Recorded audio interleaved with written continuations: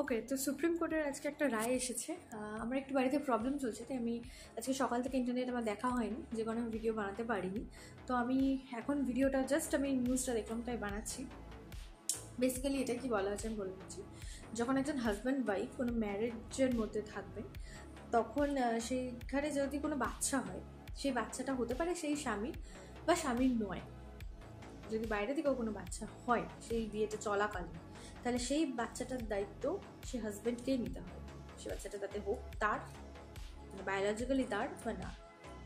ওকে, আমার মনে হয় যে পরিমাণ রায় আসছে না, যে এরকমভাবে অ্যালুমিনিয়াম বা যাই হোক, ছেলেদের তো বিয়ে করা বন্ধই করে দেওয়া উচিত, কারণ এটা মজা হয়ে দাঁড়িয়ে গেছে। আমি সুপ্রিম কোর্টে অবমাননা করছি না, বাট আমার এর থেকে বেশি কিছু রিয়াকশন নেই।